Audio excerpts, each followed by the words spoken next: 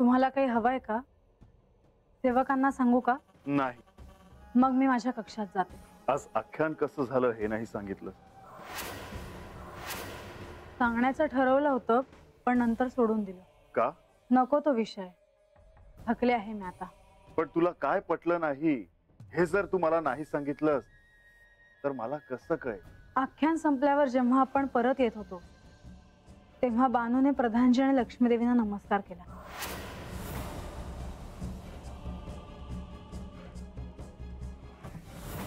ज्येष्ठ आहेत ते, तेव्हा स्वाभाविकपणे तिने नमस्कार केला असेल. तुम्ही तिचीच बाजू घेतली यात काय आश्चर्य नाही. मी जे बोलले त्यात तथ्य आहे असं तुम्हाला वाटत नाही? किंवा मी जे बोलले आहे ते योग्य असूनही तुम्ही माझी परीक्षा पाहता? ह्या जेजुरी गडावर तिला आधार वाटावा अशा केवळ दोनच व्यक्ती आहेत, प्रधानजी आणि लक्ष्मीदेवी. पण त्या नमस्कारात काहीतरी वेगळं होतं. मला प्रश्न पडायला लागला आहे की प्रधानजी आणि लक्ष्मीदेवी कोण आहेत? त्यांचे इथे असण्याचे प्रयोजन काही साधे सोपे नाही. गडावर ज्या दिव्य शक्ती विभूती आहे त्यातलेच ते कोणीतरी असावेत हे नक्की. असं हो की नाही? ह्या प्रश्नाचं उत्तर मी आता कसं देऊ? मला या प्रश्नाचे उत्तर आत्ताच हवे आहे. भासा हट्ट सोड, कारण हे आख्यानाच्या नियमांमध्ये बसत नाही. मला ते नियम ठाऊक नाही. तुम्ही मला सांगा. बर, मी तुला पूर्ण सत्य तर नाही सांगू शकत, पण संकेत मात्र देतो. त्यावरून तू शोध. सांगा. एक मात्र निश्चित की प्रधानजी आणि लक्ष्मीदेवी हे कोणी सामान्य नाही. मी जो विचार केला होता ते सत्य आहे. ते कोणी सामान्य नाही आणि ते बानूला सहाय्य करताय. म्हाळसा,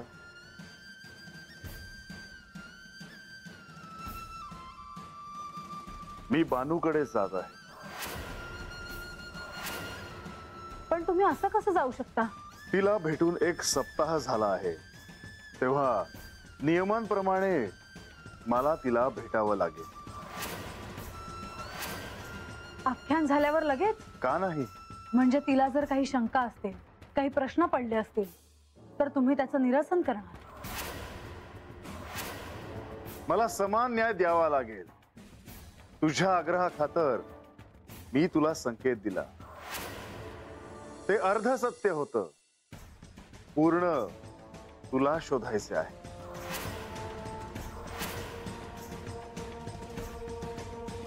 पण मग तुम्ही तिलाही संकेत देणार? होय, पण जर तिने विचारला तर? हा माझ्यावर अन्याय आहे. आज तुम्ही मला हे बोलून दाखवलं. माझी तिच्याशी तुलना केली. माझे स्थान काय आहे हे तुम्ही मला दाखवून दिलं. मला तुमच्याशी काही एक बोलायचं नाही.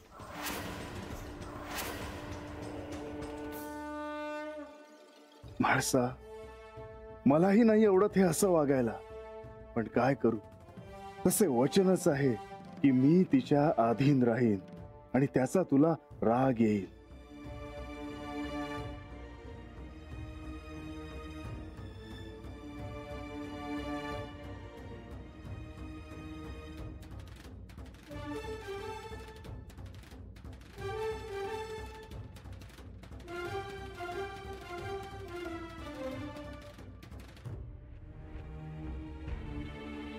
आख्यान संपून परत येताना बानूने आपल्याला नमस्कार केला हे म्हाळसा देवींच्या लक्षात आलं.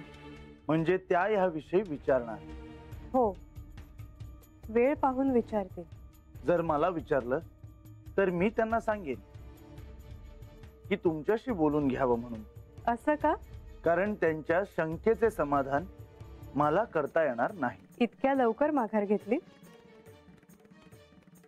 माघार नाही, परंतु त्यांची समजून घेण्याची इच्छा आता आणखीन प्रबळ झाली आहे.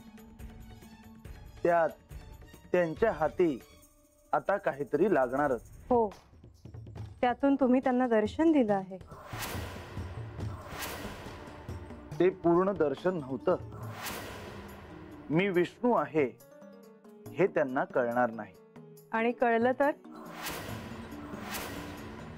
सगळं सत्यच त्यांच्या समोर उलगडलं जाईल. ते आता आपण थांबवू शकत नाही. परंतु म्हाळसाला खरंच काही आठवत नाही. असं का विचारता आहात? मला क्षणभर असं वाटलं की त्यांना भूतकाळ आठवणं एवढं अवघड नाही.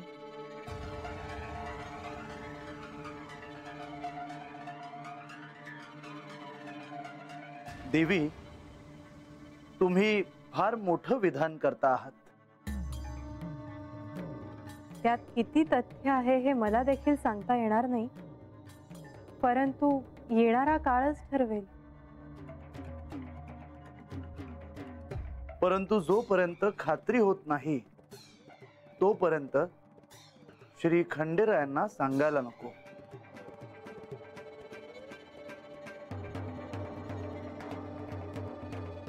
त्यांच्यापासून हे लपून राहिलं असेल असं मला वाटत नाही. त्यांनाही हे जाणवलंच असणार. म्हाळसाला आठवणं एवढं अवघड आहे का?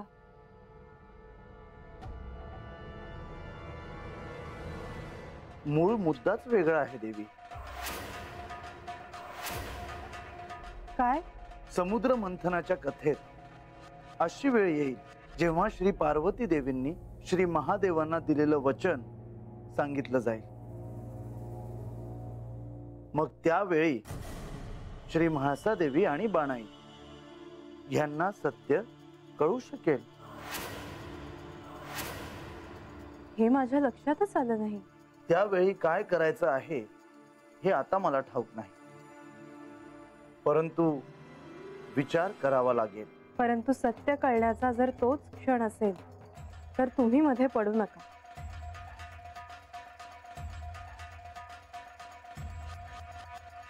बाई बाई बाई, अहो किती माणसं आली होती आज आख्यानाला. अक्का, दुरून अगदी लांबवरच्या राज्यातून लोक आली होती आज आख्यानासाठी. अहो येणारच. आपण देखील ऐकलेच की हे आख्यान साधे आख्यान नाही. माझ्या मनात तर काहीतरी वेगळेच विचार येतात. कोणता? नाही म्हणजे हे आख्यान नेहमीसारखं राजवाड्यात झालं नाही, बाहेर झालं. याचा अर्थ या समुद्र मंथनाच्या आख्यानाच्या निमित्ताने ह्या गडावर तर काही घडणार नसेल. घडलंच की. आख्यानाच्या वेळी सर्वांच्या अंगावरची आभूषणं गुप्त झालीच की. हो, अगदी अगदी हेच माझ्या मनात होतं.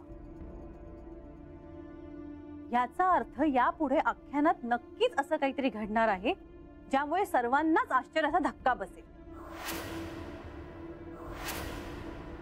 आता आपण नको ते तर्क लावत बसू नका. बघू जे चालले आहे त्याचे मनोभावे श्रवण करा. अशी कथा, असे आख्यान रोज रोज थोडीच ऐकायला मिळणार आहे. हे मात्र आहेत.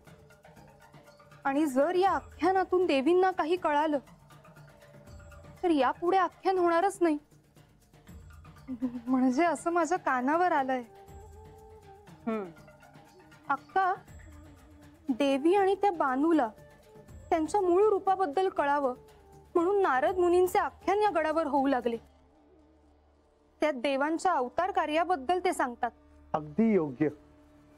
पण मग या समुद्र मंथनाच्या कथेचा त्याच्याशी काय संदर्भ आहे हे मात्र मला काही केल्या कळत नाही. आत्ताच थोडी सगळं कळेल. या कथेचा संदर्भ आता हळूहळू कळत जाईल.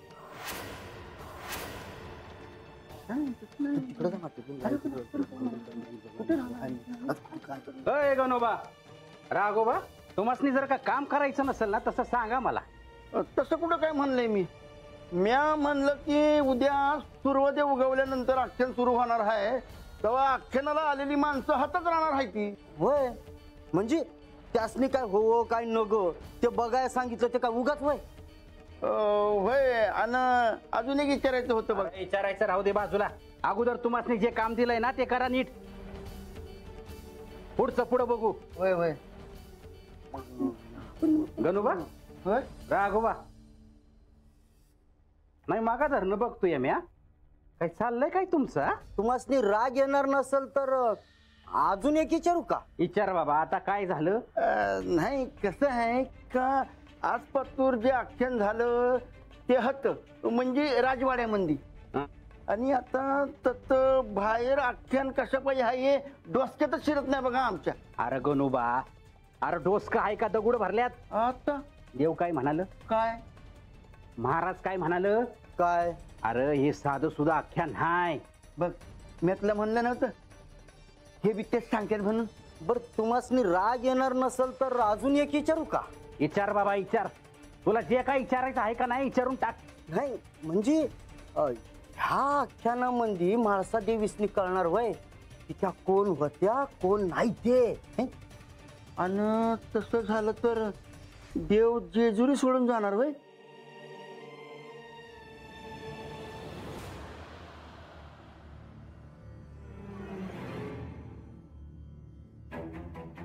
मी काय म्हणते का चूल पेटून भाकऱ्या करते आणि निघते.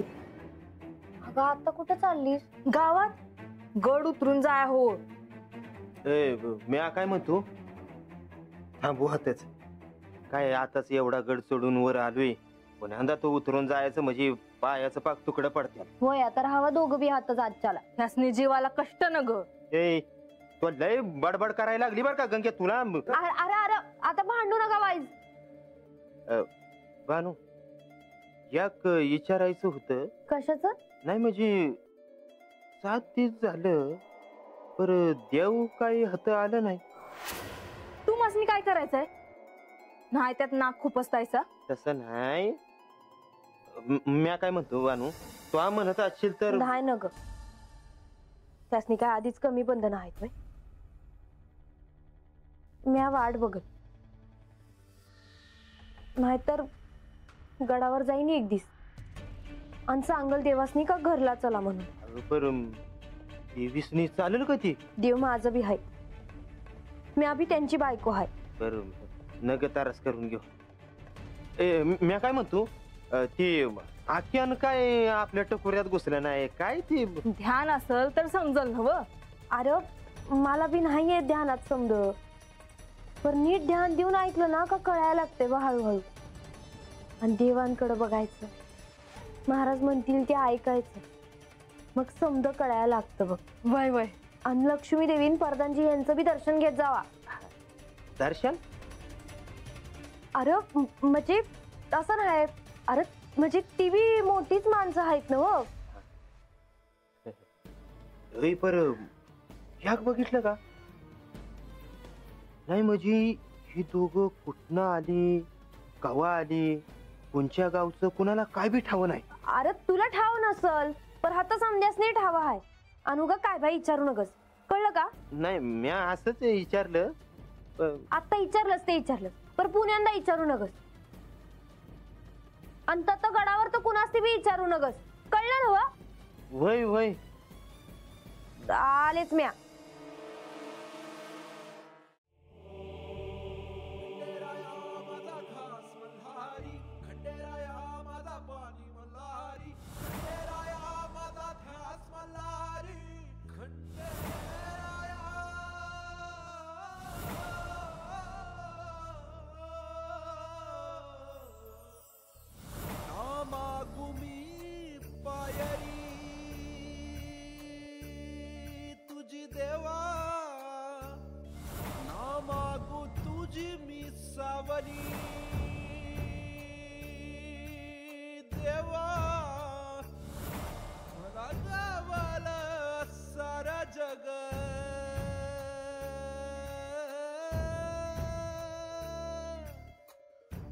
देवा आता जेजुरीला येऊन बी आता लई दिस झालं हाय बघा. जेव्हा आख्यान असतया तेव्हाच आता मला तुमच्या संग बोलता येत आहे. नाहीतर मी तुम्हासनी कशी बघू, तुमच्या संग कशी बोलू?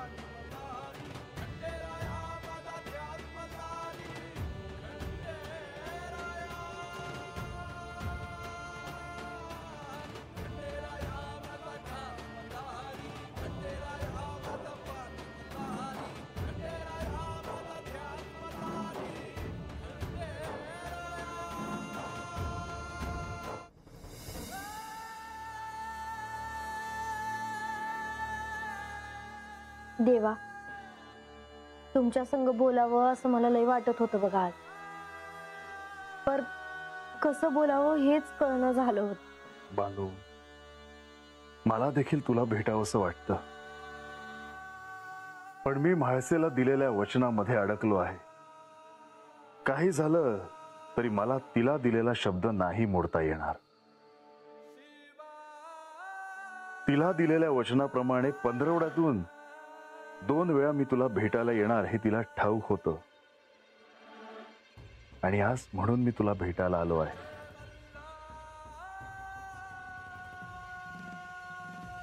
या देवा, या.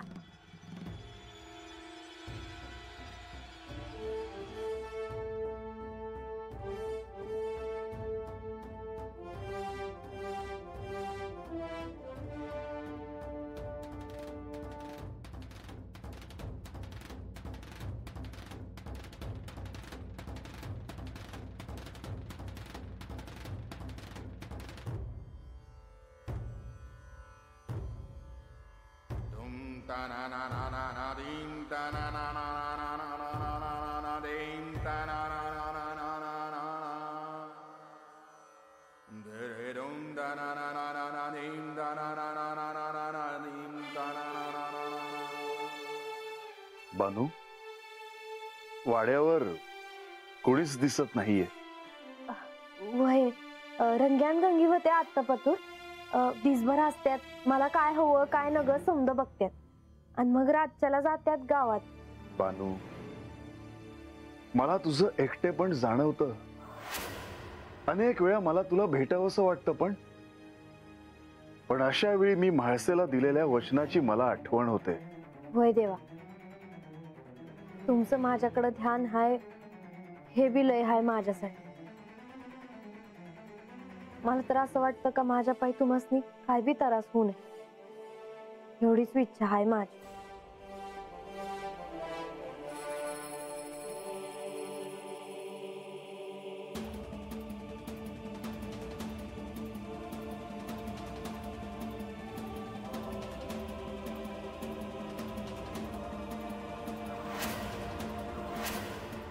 काय झालं देवा? बानू, तुझ्या मनात जरी असं असलं तरी नकळत तुझ्याकडून अशी एक गोष्ट घडली आहे की ज्यामुळे फार मोठी समस्या निर्माण झाली आहे.